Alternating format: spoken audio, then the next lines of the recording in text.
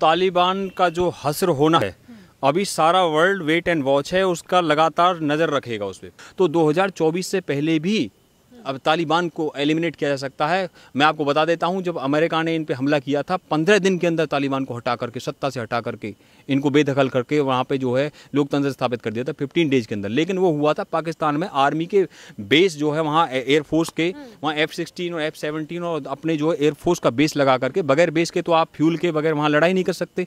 लेकिन Turkmenistan, Kazakhstan, इनकी सीमाएँ लगती हैं। भारत सरकार चाहे तो उनसे हेल्प लेकर के, भारत के अंदर ताकत है, अपनी मिलिट्री, अपनी एयरफोर्स का यूज करके 10 दिन के अंदर तालिबान को वहाँ से एलिमिनेट कर सकती है। इसलिए तालिबान वहाँ पर भारत के नागरिकों से कुछ नहीं कर रहा है। जो ये कह रहे हैं कि भाई भारत में जो है तालिबान अच्छा व्यवहार कर रहा है, अरे हिंदुस्तान के पास में वर्ल्ड की 2nd नंबर की सबसे बड़ी आर्मी, 7वें नंबर की एयरफोर्स, 3रे नंबर की नेवी है, और भारत के जो सारी दुनिया के लोगों के साथ संपर्क है, और जो सुरक्षा परिषद का भारत जो है इस वक्त अध्यक्ष है, और इसके अलावा भारत का 138 करोड़ का व्यापार है, और भारत का 85% वहाँ से ड्राई फ्रूट आता है। तो हमारे पास इतनी पावर है कि तालिबान को 10 दिन के अंदर वहाँ से हटा करके एलिमिनेट कर सकते हैं हम, इतनी पावर है। इसलिए तालिबान हमारे भय से, ना कि हमसे अच्छा समझ करके, ये ध्यान रखना, वो वहाँ पर भारत के नागरिकों से कुछ नहीं कह रहा। जो बाइडेन नाम का एक आदमी वहाँ यूएस में ऐसा प्रेसिडेंट बना पड़ा, वो जनता के लीडर है वो। इमरान खान तो भारत के प्रधानमंत्री नरेंद्र मोदी से कहता था, मैं पठान का बच्चा हूँ, झूठ नहीं बोलूँगा। तो मैं उससे पूछना चाहता हूँ, अबे वो जाली पठान ये जवाब दे कि जो अफगानिस्तान के अंदर जो अफगान पठान हैं, उनकी तुमने क्या हालत कर दी है। नमस्कार, मैं हूं आपके साथ मनीषा डिंडोरिया। स्वागत है आप सभी का प्यारा हिंदुस्तान पर। देखिए, इस वक्त तालिबान वर्सेस अफगानिस्तान हो रहा है। अफगानिस्तान के पंजशीर में, जहां पर उनके सैनिकों ने, लड़ाकों ने 300 तालिबानी आतंकियों को मारकर ढेर कर दिया है। तालिबान अब वहां पर कब्जा करने की कोशिश कर रहा है। अहमद मसूद का भी ये कहना है कि हम बातचीत से बात सॉल्व करेंगे, लेकिन हम चाह रहे हैं कि युद्ध ना हो, पर अगर तालिबानियों ने वहां पर कब्जा करने की कोशिश की तो हम उनको नहीं छोड़ेंगे। तो मंजीत दागर जी मेरे साथ हैं। मंजीत जी, क्या कहना चाहेंगे? जिस तरीके से तालिबान वहाँ कहर ढा रहा है, पंजशीर में भी आतंक मचाने की कोशिश है, वहाँ पर धमकी पे धमकी दे रहा है तालिबान, लेकिन 300 तालिबानी आतंकी मार दिए हैं पंजशीर की लड़ाकू सेना ने। क्या कहेंगे इस पर? मैं ये कहना चाहता हूँ, तालिबान का जो हस्र होना है, अभी सारा वर्ल्ड वेट एंड वॉच है, उसका लगातार नज़र रखेगा उस पर। पूरे वर्ल्ड के सारे देश उस पर नज़र रखेंगे। अभी जो अच्छी खबरें तालिबान के फेवर में लोग बोल रहे हैं ना, कि इंग्लैंड का प्रधानमंत्री बोरिस जॉनसन कह रहा है ठीक है हम तालिबान के साथ काम करेंगे, जो बाइडेन कह रहा है हम अपने सैनिक निकाल लेंगे। लेकिन आपको पता है नाटो का स्टैंड क्या? नाटो ने ऑफिशियल बयान जारी करके कहा हम तालिबान को कभी मान्यता नहीं देंगे। आपको पता है यूरोपियन यूनियन का ऑफिशियल बयान क्या है? कि हम तालिबान को कभी मान्यता नहीं देंगे, क्योंकि 20 साल से नाटो की सेनाएं लड़ रही हैं, और आज से नहीं लड़ रही। टोनी ब्लेयर उस समय ब्रिटेन के प्रधानमंत्री थे जब अफगानिस्तान पे अमेरिका ने अटैक किया था, और उस समय पे टोनी ब्लेयर ने ही ब्रिटेन के सबसे ज़्यादा सैनिक भेजे थे। अमेरिका के बाद सबसे ज़्यादा सैनिक पता अफगानिस्तान में किसके थे? ब्रिटेन के थे, जो टोनी ब्लेयर ने भेजे थे। और टोनी ब्लेयर ने कल ही बयान दे करके कहा है कि जो कुछ अफगानिस्तान में हुआ है और जो अमेरिका का स्टैंड है वो पूरी तरह गलत है, दुनिया की महाशक्तियों का स्टैंड गलत है। बिल्कुल सेना नहीं निकालनी चाहिए वहाँ से, तालिबान को एलिमिनेट करना चाहिए, वहाँ से हटाना चाहिए। हम आगे की आपको बात बताते हैं। जब ये तालिबान का विषय हुआ, सबसे बड़ी बात है वहाँ मानवता की बात आई है।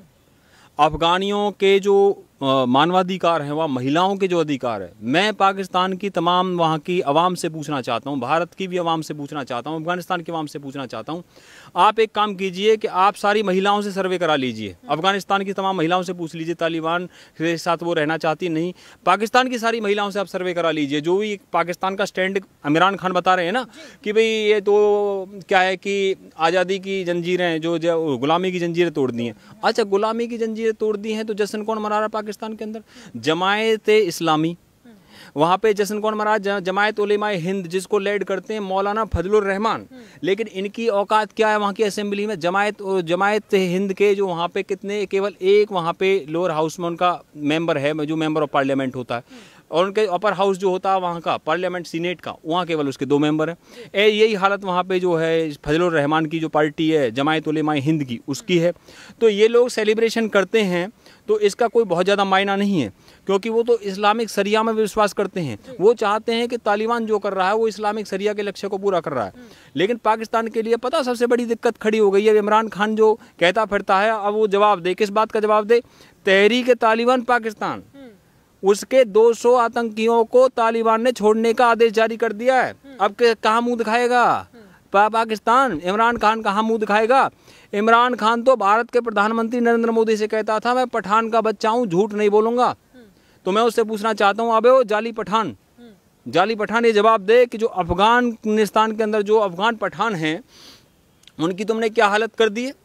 क्योंकि पाकिस्तान की सत्ता पे कुछ लोग काबिज रहते हैं, भाई ये तो पश्तून पठान है इमरान खान, और जरदारी है वो मुस्लिम जाट है, और क्योंकि पंजाब में जो वहाँ पे मुस्लिम जाटों की पॉपुलेशन है या तो वो बन जाते हैं या फिर कोई पश्तून बन जाता है। इनके बीच में सत्ता घूमती रहती है। और कभी भुट्टो और जिया मुस्लिम राजपूत थे, मैं उनमें नहीं जाना चाहता, वहाँ की इंटरनल पॉलिटिक्स में नहीं जाना चाहता, लेकिन मैं ये पूछना चाहता हूँ, वो तो आगे मांग करेंगे तहरीक तालिबान के पाकिस्तान में भी इस्लामिक शरिया लगना चाहिए, तब पाकिस्तान किसको मुंह दिखाएगा। मैं ये भी पूछना चाहता हूँ कि जो स्वात घाटी पे इनका कब्जा था तालिबान का एक टाइम पर, और पाकिस्तान की आर्मी ने ऑपरेशन करके उसको बाहर निकाला था, तो जो कमर जावेद बाजवा साहब हैं जो कि वहाँ के आर्मी के चीफ हैं, जिनको 3 साल का एक्सटेंशन मिला है, जिसका कार्यकाल ख़त्म हो गया था, और वो एक्सटेंशन भी कब मिला है, इमरान खान जब वाशिंगटन DC गए थे तो वहाँ पे उनके कान में फूका गया है कि इसको एक्सटेंशन दे दो, यानी इसमें भी उनका दखल है अमेरिका का। तो जब उनको एक अमेरिका के रहमो करम पे चढ़ने वाला जो जनरल है वो ज़रा ये बताए कि पाकिस्तान की आर्मी को मारने वाले तालिबानियों को रिहा करने पर उनका तालिबान के साथ क्या स्टैंड है। अंदर की जानकारी बताता हूँ, हमारे सोर्सेज से हमको जानकारी आई है, पाकिस्तान की इंटेलिजेंस एजेंसीज ने तालिबान से कहा है कि इनको आप मत छोड़िए, इन आतंकियों को, नहीं तो हम जो पाकिस्तान में मुंह दिखाने के काबिल नहीं रहेंगे, या फिर एक काम कीजिए, इनको आपने छोड़ना ही है तो आप इनको धीरे धीरे रिलीज़ कीजिए, और इनसे एक शर्त होगी कि आप ये पाकिस्तान का जो बॉर्डर है स्वात घाटी में और खैबर पख्तूनख्वा में कोई आप जो है वहाँ पर किसी प्रकार का ऑपरेशन नहीं करेंगे। अब देखो मैं आपको एक बात बताता हूँ, इमरान खान की जो पहली सरकार जो बनी थी ना, तहरीक इंसाफ पार्टी से आते हैं, तो तहरीक इंसाफ पार्टी की पहली सरकार खैबर पख्तूनख्वा में बनी थी, जो पश्तूनों का इलाका, पठानों का, और वहीं पे तालिबान की मौजूदगी है। और पता है इमरान खान ने एक ऐसा मुख्यमंत्री बनाया वहाँ पे जिस पे 8 मर्डर के केस हैं, जो पहली तहरीक जो है पाकिस्तान तहरीक इंसाफ पार्टी की जो पहली वहाँ पे गवर्नमेंट बनी। तो इसका मतलब पहले ही उनके खून में हाथ रंगे हुए हैं, वो पहले ही ऐसे अलगाववादियों से संपर्क किए हुए हैं। तो इमरान खान को तो तालिबान खान कहा करते थे। चलो इमरान खान का दोगलापन आपके सामने ला देता हूँ।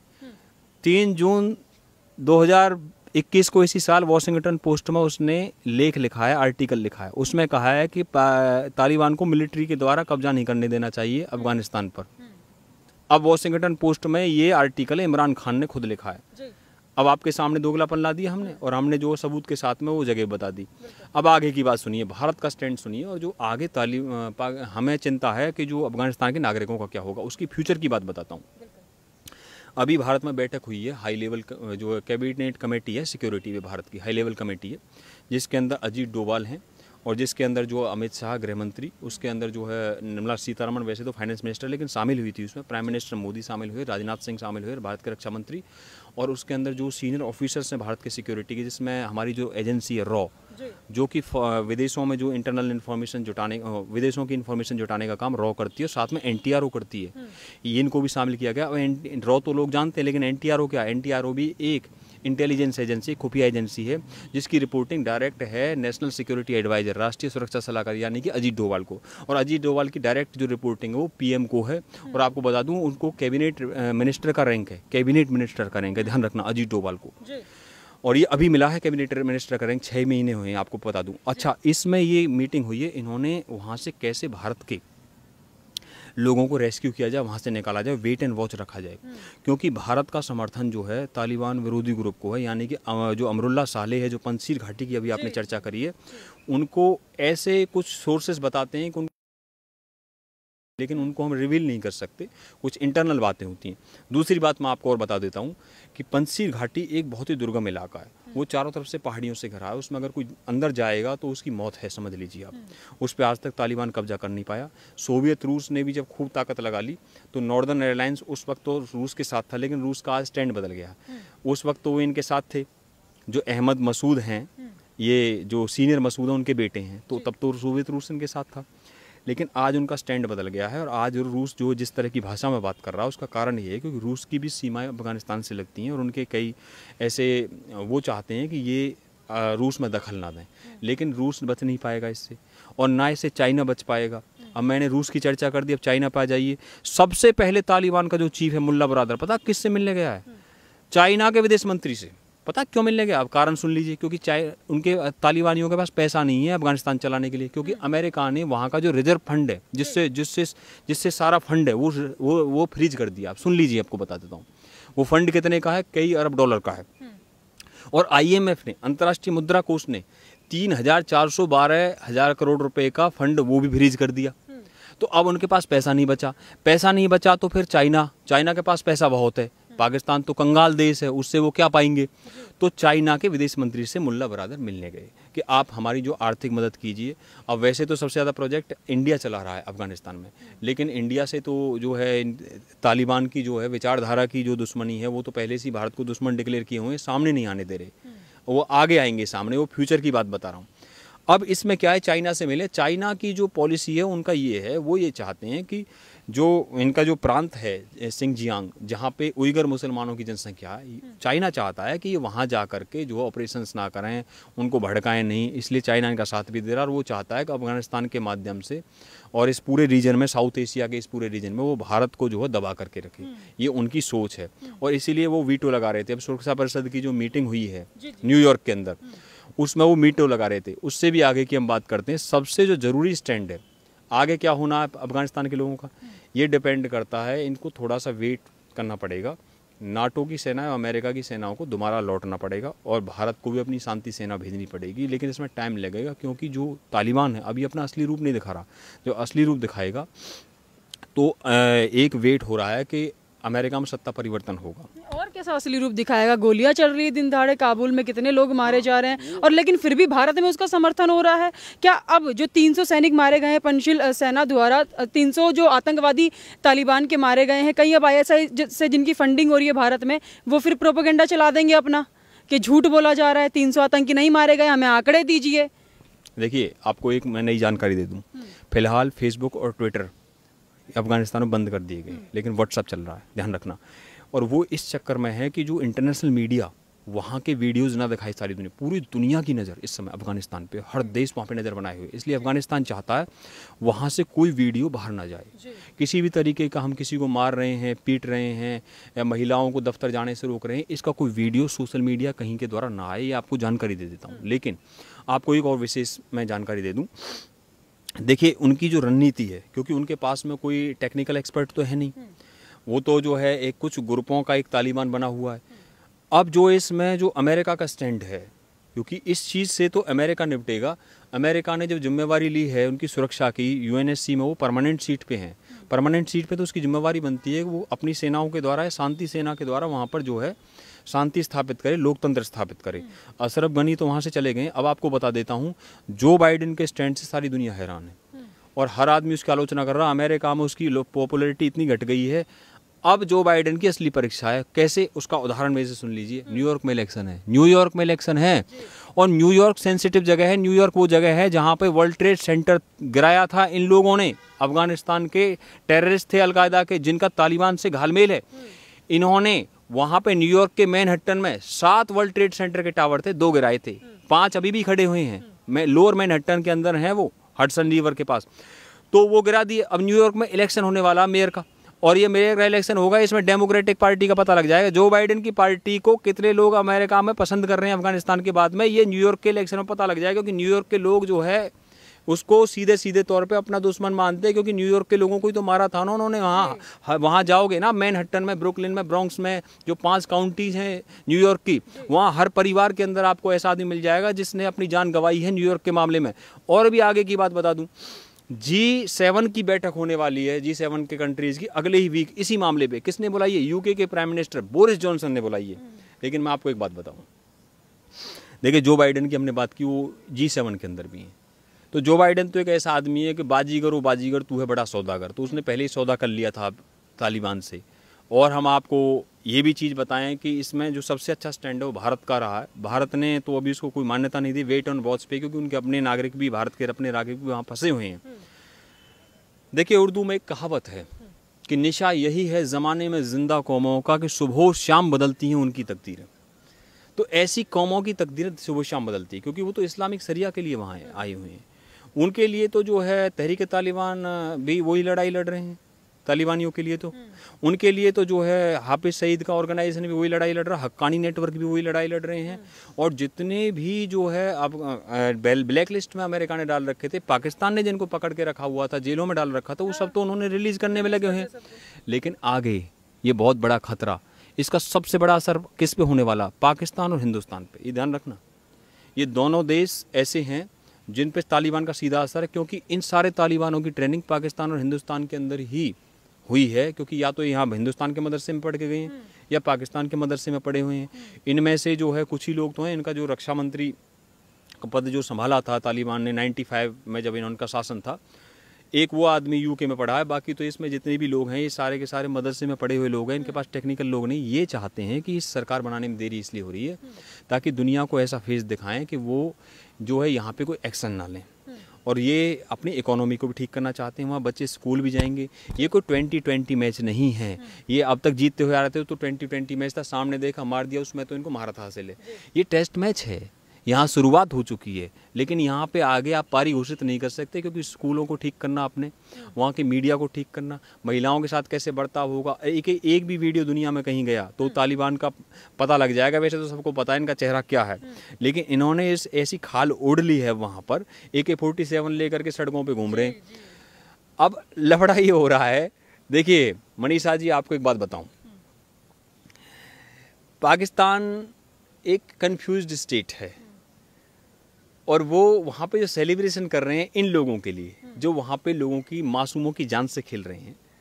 ये क्या कहते हैं कि पाकिस्तान वो गलती कर रहा है जो उर्दू के शायर कहते हैं कि सारी जिंदगी एक ही भूल करता रहा, धूल चेहरे पर थी और आईना साफ करता रहा। धूल चेहरे पर थी और आईना साफ करता रहा। तो पाकिस्तानियों के तो चेहरे पे धूल है और वो आईना साफ कर रहे हैं। वो जिसका जश्न मनाने में लगा हुआ पाकिस्तान, वो जरा एक बात बताए मुझे आप कि स्वात घाटी से आपने उनको क्यों भगाया? पाकिस्तान की आर्मी के लोगों ने स्वात घाटी से इन तालिबानों को क्यों भगाया, बताइए मुझे आप। अगर आपको इनसे इतना प्रेम है तो इनको जेल में बंद करके क्यों रखा आपने? ब्लैक लिस्ट में क्यों डाला? अमेरिका से आप मदद क्यों लेते थे इनसे लड़ने के नाम पर, बताइए। अरबों डॉलर लिए हैं आप लोगों ने और आपकी जो सहायता बंद करी है डोनाल्ड ट्रंप ने। और अब ये चाहते हैं कि इनकी रणनीति ये है, जो पाकिस्तान की ISI ने इनको ट्रेनिंग दी थी जब 90s के डिकेड में रूस से खिलाफ लड़ने के लिए, अमेरिका ने पैसा दिया था। इन्होंने मदरसों से इनको मुजाहिदीनों को इकट्ठा करके उनको बाहर निकालने के लिए खड़ा किया था। लेकिन जब सांप बन गया, अजगर तैयार हो गया, तो अब तालिबान को ये पसंद नहीं आ रहा कि पाकिस्तान उनको डिक्टेट करे। अब वो सरिया चाहते हैं पाकिस्तान के अंदर भी। और वो वेद प्रताप वैदिक नाम के एक पत्रकार है भारत के, वो उन्होंने तालिबान पे उस पर अफगानिस्तान के मामले में 20 साल काम किया। वो कहते हैं मैं पेशावर वगैरह सब जगह रहा हूँ, तो वो तो कहते हैं कि पेशावर पठानों का है, वो पाकिस्तान का मानने को तैयार नहीं है उसको। आप बताइए, क्योंकि वहाँ की 32% पॉपुलेशन जो है बलोच की, और वहाँ पे खैबर पख्तूनख्वा भी लगता है, वो पठानों की है। और जो बाकी है पॉपुलेशन है 47% वहाँ पे बलोचों की पॉपुलेशन है। क्योंकि बलूचिस्तान तो एक ऐसा स्टेट है जिसको पाकिस्तान ने हड़पा था, वो पाया थोड़ी था। बलूचिस्तान को आज़ादी मिली थी भारत और पाकिस्तान की आज़ादी से 4 दिन पहले, यानी कि जो है 11 अगस्त 1947। तालिबानियों की नज़र तो बलूचिस्तान पर भी है। जिस तरीके से पाकिस्तान खुशी मना रहा है तालिबान का कब्जा करने पर, लेकिन वो तो उनका पाकिस्तान हटियाने में लगे हैं। पाकिस्तान एक इस्लामिक स्टेट चाहता है, मतलब तालिबान एक इस्लामिक स्टेट चाहता है। और इस्लामिक स्टेट नाम की ये धारणा पाकिस्तान ने ही क्रिएट करी है। उन्होंने जो है एक गज़वाए हिंद की तकरीर पे जो चले हुए हैं, उनको याद रखना चाहिए। जो उनके कायदे आज़म थे मोहम्मद अली जिन्ना, उन्होंने तकरीर की थी 1948 में, रेडियो पे मैसेज दिया था कि पाकिस्तान एक ऐसी अजीम कौम बनेगी जिसके अंदर जितने भी अल्पसंख्यक हैं, जितने भी वहाँ पे माइनॉरिटीज़ हैं, उन सबके अधिकारों को उस पर सुरक्षित रखा जाएगा।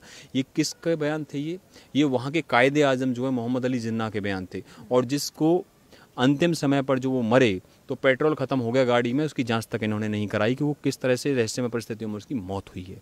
दूसरी बात मैं बताता हूँ, पाकिस्तान किसको इंसाफ दे सकता? वो अपने प्राइम मिनिस्टर को इंसाफ नहीं दे सकता। पाकिस्तान के पहले प्रधानमंत्री Liaquat Ali Khan East India Company बाग में गोली मार करके ख़त्म कर दिए गए, उसमें किसी को सज़ा हो गई, दे दी उन्होंने, उसको प्रधानमंत्री को इंसाफ नहीं दिया।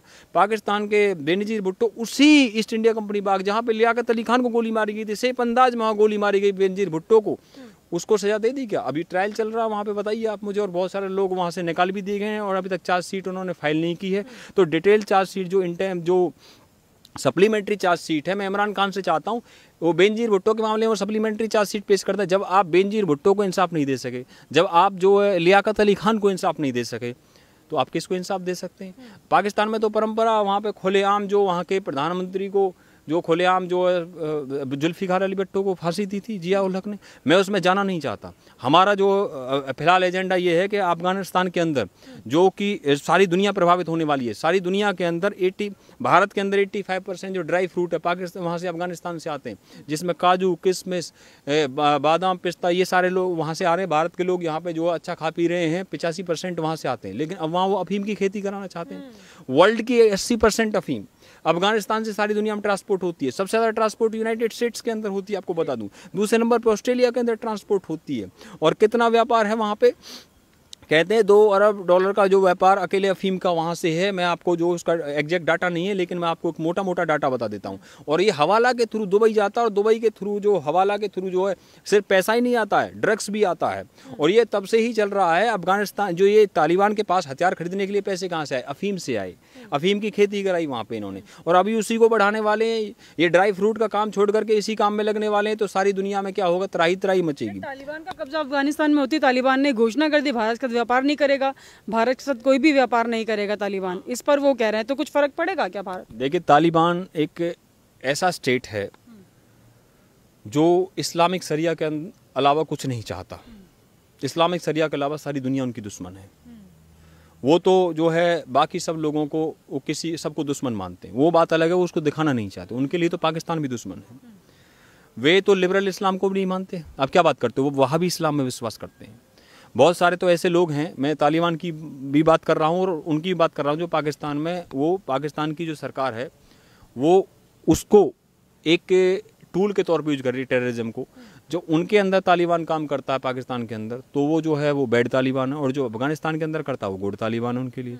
इसलिए मैं कहता हूँ कि इनकी जो विचारधारा है, ये यहाँ भी मदरसे में पढ़े, हिंदुस्तान के अंदर दारुल उलूम से भी कुछ लोगों की स्टडी हुई है।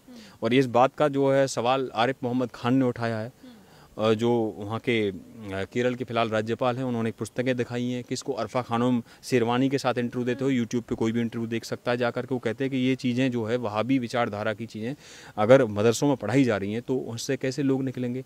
आगे की बात और बता देता हूँ आपको। आज जो पश्तून पठान हैं वहाँ पर सब 48% पॉपुलेशन अफगानिस्तान के अंदर। सलमान खान भी पश्तून पठान है, उसके पूर्वज भी अफगानिस्तान से आए थे।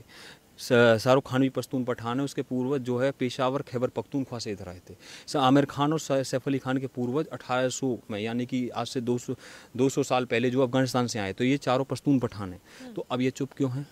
एक बार उन आम लोगों के लिए बोलें। और ये बात तो मैंने आपके इंटरव्यूज़ में पिछले साल जब बॉलीवुड के मामले पे हम बात कर रहे थे तो मैंने कितनी बार ये बात बताई थी कि जो, और मैं ये बात इसलिए भी कह रहा हूँ कि मुंबई में जो अंडरवर्ल्ड चलाया था वो पश्तून पठानों ने ही चलाया था। जो पहला अंडरवर्ल्ड का डॉन था करीम लाला था, वो पश्तून था, उसको पश्तूनों का लीडर कहते थे। इंदिरा गांधी भी उनसे मिलती थी, बाला साहब ठाकरे भी उनसे मिलते थे। करीम लाला की मैं बात कर रहा हूँ। तो ये मैं इसलिए कह रहा हूँ क्योंकि पठानों की जो कौम है, क्योंकि इनका क्या है कि इनकी आर्मी में रेजिमेंट थी ब्रिटेन के टाइम पे, ब्रिटिश टाइम पे इनकी रेजिमेंट भी हुआ करती थी। लेकिन आज कोई भी भारत का बड़ा पश्तून लीडर, मैं कह रहा हूँ कोई सेलिब्रिटी भी, चाहे वो सलमान खान है, चाहे वो शाहरुख खान है, चाहे ये फिरोज खान है, परवीन बॉबी तक जो है वहीं जो है पश्तून पठान है, तो ये बोल क्यों नहीं रहे बताइए आप मुझे। तो इनको वहाँ के आम लोगों के बारे में, जो महिलाओं पे वहाँ अत्याचार हो रहे हैं, वहाँ ऐसी महिलाएं निकली हैं। जो अडेला जो राज जो वहाँ पे एम्बेसडर है, यानी राजदूत है अफगानिस्तान की अमेरिका के अंदर, उसके बाप को तालिबानियों ने मार दिया था। वो वहाँ पे उसकी एम्बेसडर है। बताओ किस तरह से वहाँ पे वो राजदूत का काम करेगी? आप बताइए मुझे। मैसाचुसेट्स के अंदर पड़ी है, यूनाइटेड स्टेट्स के अंदर वो, और हाईली क्वालिफाइड है। आज वो बताइए, वो तालिबान के अंडर काम कर दिया, उसके बाप को मारा था, जो कि अमेरिका में राजदूत है अफगानिस्तान की। अब ये सारी ब्रीफिंग किसने दी है? यहाँ पर क्या सिचुएशन है, पूरी ब्रीफिंग प्राइम मिनिस्टर मोदी को, अजीत डोभाल को, हमारे जो टंडन नाम के जो हमारे वहाँ पे राजदूत रहे, उन्होंने यहाँ पूरी ब्रीफिंग दी है। और अब भारत सरकार का स्टैंड ये है कि ऑल पार्टी मीटिंग बुलाइए अफगानिस्तान के क्राइसिस पे। क्यों? पहले इंटरनली रॉ से, NTRO से ब्रीफिंग अजीत डोभाल ने ली। अजीत डोभाल के बाद में फिर प्राइम मिनिस्टर के साथ मीटिंग हुई, और आगे हमारा स्टैंड ये रहने वाला, क्या करना है उनका। अगर ये ज़्यादा वहाँ पर कट्टरता दिखाएंगे और वहाँ पर मानवाधिकारों का खुला उल्लंघन होगा, तो 2024 से पहले भी अब तालिबान को एलिमिनेट किया जा सकता है। मैं आपको बता देता हूं, जब अमेरिका ने इन पे हमला किया था 15 दिन के अंदर तालिबान को हटा करके, सत्ता से हटा करके, इनको बेदखल करके वहाँ पे जो है लोकतंत्र स्थापित कर दिया था 15 डेज के अंदर। लेकिन वो हुआ था पाकिस्तान में आर्मी के बेस जो है वहाँ एयरफोर्स के, वहाँ F-16 और F-17 और अपने जो है एयरफोर्स का बेस लगा करके, बगैर बेस के तो आप फ्यूल के बगैर वहाँ लड़ाई नहीं कर सकते। लेकिन तुर्कमेनिस्तान, कजाकिस्तान, इनकी सीमाएं लगती हैं। भारत सरकार चाहे तो उनसे हेल्प लेकर के, भारत के अंदर ताकत है, अपनी मिलिट्री, अपनी एयरफोर्स का यूज करके 10 दिन के अंदर तालिबान को वहाँ से एलिमिनेट कर सकती है। इसलिए तालिबान वहाँ पर भारत के नागरिकों से कुछ नहीं कर रहा है। जो ये कह रहे हैं कि भाई भारत में जो है तालिबान अच्छा व्यवहार कर रहा है, अरे हिंदुस्तान के पास में वर्ल्ड की 2nd नंबर की सबसे बड़ी आर्मी, 7वें नंबर की एयरफोर्स, 3रे नंबर की नेवी है, और भारत के जो सारी दुनिया के लोगों के साथ संपर्क हैं, और जो सुरक्षा परिषद का भारत जो है इस वक्त अध्यक्ष है, और इसके अलावा भारत का 138 करोड़ का व्यापार है, और भारत का 85% वहाँ से ड्राई फ्रूट आता है। तो हमारे पास इतनी पावर है कि तालिबान को 10 दिन के अंदर वहाँ से हटा करके एलिमिनेट कर सकते हैं हम, इतनी पावर है। इसलिए तालिबान हमारे भय से, ना कि हमसे अच्छा समझ करके, ये ध्यान रखना, वो वहाँ पर भारत के नागरिकों से कुछ नहीं कह रहा। और काबुल का एयरपोर्ट इस समय अमेरिका की एयरफोर्स के कब्जे में है, और जो बाइडेन ने बयान दिया, मैं 31 अगस्त से आगे भी अपनी सेनाएं वहाँ रखेंगे। अभी हम जो कुछ सैनिक वहाँ रखना चाहते हैं दबाव में। क्यों दबाव में? एक ऐसा आदमी बताइए, जो बाइडेन नाम का एक आदमी वहाँ यूएस में ऐसा प्रेसिडेंट बना पड़ा, वो जनता के लीडर है, वो कहाँ से आता? डेलावेयर से आता। डेलावेयर में एक सीट है वहाँ कांग्रेस की, और वहाँ 53 सीट्स है कैलिफोर्निया के अंदर, जहाँ बोल यूएस के अंदर 435 जो हाउस ऑफ रिप्रेजेंटेटिव बनते हैं, जिनको इंडिया में MP कहते हैं, वो एक सीट के राज्य का आदमी वहाँ पे, वो बताइए, प्रेसिडेंट बन गया। और जो 53 सीट्स की है वो वाइस प्रेसिडेंट है, कमला हैरिस। टेक्सास में जो है 36 सीट है, और न्यूयॉर्क में 27 है, जहाँ से डोनाल्ड ट्रंप आते हैं। लेकिन अब पता लगेगा न्यूयॉर्क के अंदर इनका। न्यूयॉर्क में एक रेडियो जॉकी को रिपब्लिकन पार्टी ने खड़ा किया है, और जो डेमोक्रेटिक पार्टी ने भी एक जो है वहाँ पे एक ब्लैक नीग्रो खड़ा किया है, कि वो ताकि वो वोट लेने के लिए। कोई बात नहीं, ये टैक्टिक्स अपना लो तुम। न्यूयॉर्क के लोग तुम्हें बता देंगे। यहाँ पे अभी जो इलेक्शन होने वाला, मैनहट्टन के लोग, ब्रुकलिन के लोग, ब्रॉन्क्स के लोग, और स्टेटन आइलैंड के लोग, ये 5 काउंटी है ये न्यूयॉर्क के अंदर। और न्यूयॉर्क जो वहाँ का सबसे बड़ा शहर भी है, और सेंसिटिव है अफगानिस्तान के मामले पर, और ये पता लगेगा वहाँ पर। भारत का जो ये स्टैंड है वो कुछ समय बाद सामने आ जाएगा, क्योंकि असली चेहरा जो है, हम गौरव आर्य को भी और तो तमाम जो काम कर रहे हैं भारत के जो एक्सपर्ट्स हैं, वो देश के लोगों को समझाने में लगे हुए हैं। इसीलिए हमने ये आपके सामने बात रखी, तालिबान भी भारत से कोई जो है कोई दोस्ती निभाने का काम नहीं है। हमारे अंदर पावर है, हम बगैर अमेरिका, बगैर रसिया, बगैर नाटो, बगैर के किसी यूरोपियन यूनियन की सहायता के 10 दिन के अंदर, अमेरिका ने 15 दिन में, हमने 10 दिन के अंदर तालिबान को वहाँ से हटा करके बेदखल कर सकते हैं। इतनी क्षमता हमारी एयरफोर्स रखती है। बहुत बहुत धन्यवाद आपका मंजीत जी। ये थे हमारे साथ मंजीत जी। इनका यही कहना है कि तालिबान कोई अपनी अच्छाई दिखाकर भारत के लोगों को वहाँ कुछ नहीं कर रहा है, बल्कि भारत की शक्ति देखकर, भारत की पावर देखकर वो डर रहा है भारत से, इसलिए वो वहाँ पर रह रहे भारतीयों को हाथ लगाने की भी हिम्मत नहीं कर रहा है। आपका इस पर क्या कहना है, हमें कमेंट करके जरूर बताइएगा। हमारे साथ ऐसे ही बने रहिए, देखते रहिए प्यारा हिंदुस्तान।